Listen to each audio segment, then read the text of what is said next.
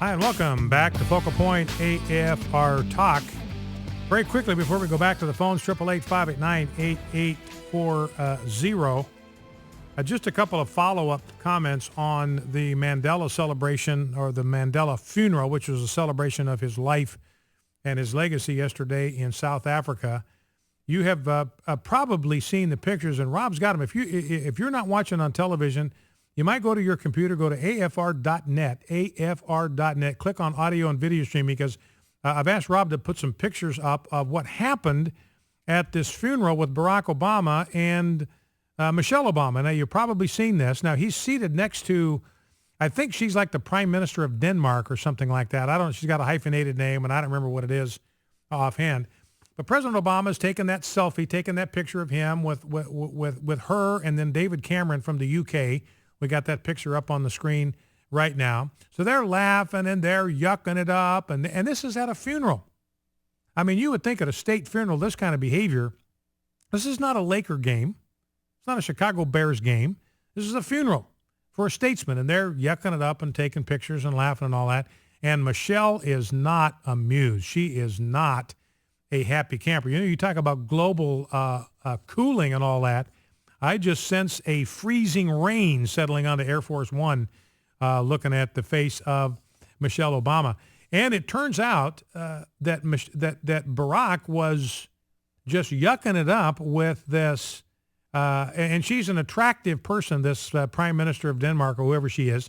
So they're laughing. He's got his hand on her shoulder, and they're talking, and they're telling jokes to each other. And Michelle, again, is sitting there, and she is not amused. That's the picture we've got up right now. And finally, what Michelle did is she just got between them.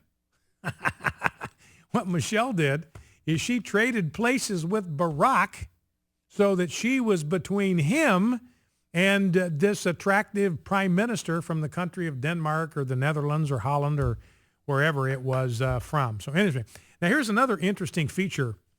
There was a guy that was signing as these speeches were taking place. By the way, the Dalai Lama, everybody talking about the wonderful legacy of Nelson Obama. You know, the Dalai Lama was not there yesterday. You know why?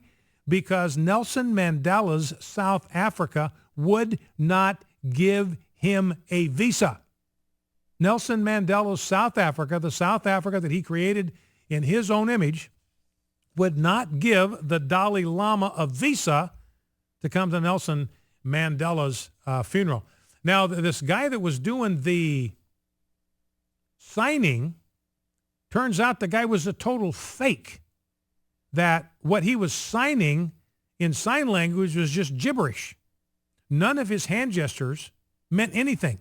There was no sign language. There was nothing being communicated whatsoever. He was just making up every gesture as he went along. It was total. He was just a mime. Is what he was, is he was miming these speeches. So the bad news is that the guy interpreting Obama's speech was a fake. The good news is that people really didn't miss anything, if you catch my drift. So they're on the hunt. They got a manhunt out for this mime, try to figure out who he is. I mean, he had a security badge and everything. And there he is standing just a few feet away from the leader of the free world. And nobody knows who he is. And he doesn't know anything about sign language. He's a total fake. I mean, you can make a movie out of that. Some got a nefarious, sinister plot against a political leader. Anyway, here's the Muslim world weighing in. Here's a Muslim cleric who are telling Muslims, do not emulate Mandela. This is a guy from Jordan. He's an Islamic preacher or cleric.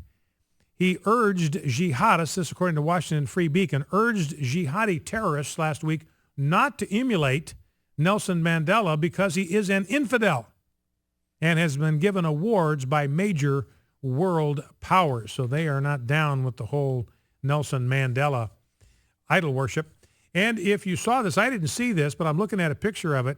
Behind the speaker's podium, and Jeff Reed, my producer, alerted me to this, there is the symbol of the Muslim Brotherhood being on a big giant banner behind the speakers. And apparently you had people back there kind of pointing, directing people's attention to this banner that has it's a hand with four fingers held up.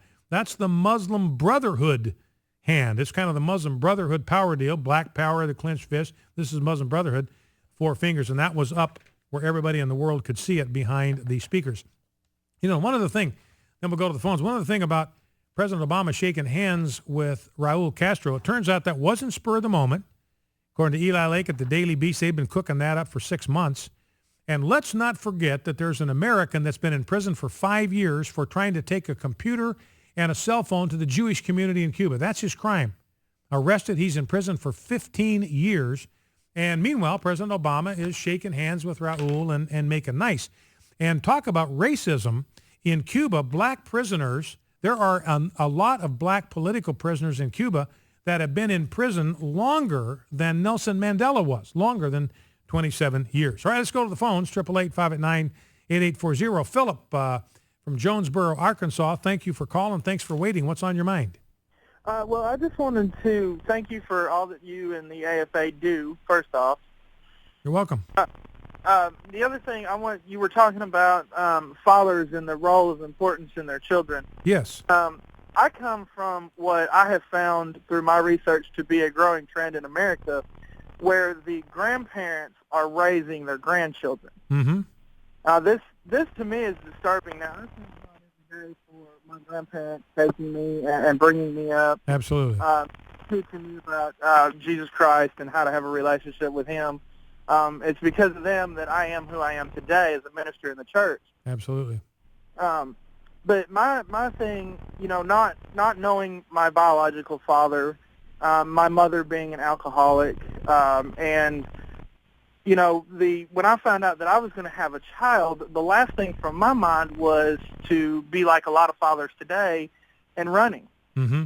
I wanted to be there for my child. My child is now 12 years old. Mm-hmm. He is a baptized believer in Mm-hmm.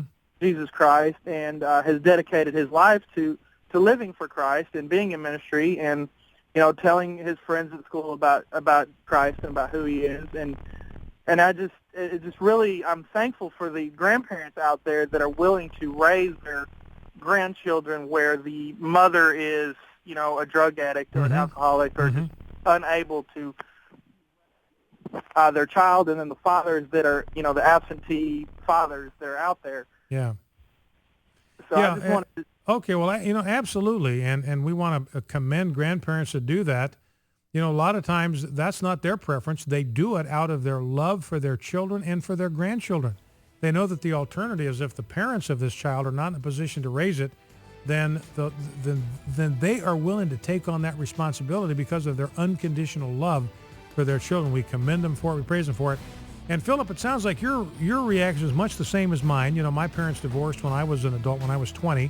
It rocked my world. But I'll tell you, one of the things that built in me, Philip, was just an absolute commitment to give something better to my children than I got from my parents, who are both gone and home to be with the Lord. But that was just a burning passion in my heart. I'm going to give my children something better than what my parents gave to me, and it sounds like that same heartbeat and passion is burning in you. Well, thank you, Philip. I appreciate that call very much. Focal Point AFR Talk, Michael in Moline, Illinois. Hang on 2 minutes. I'll get to you leading off the next segment.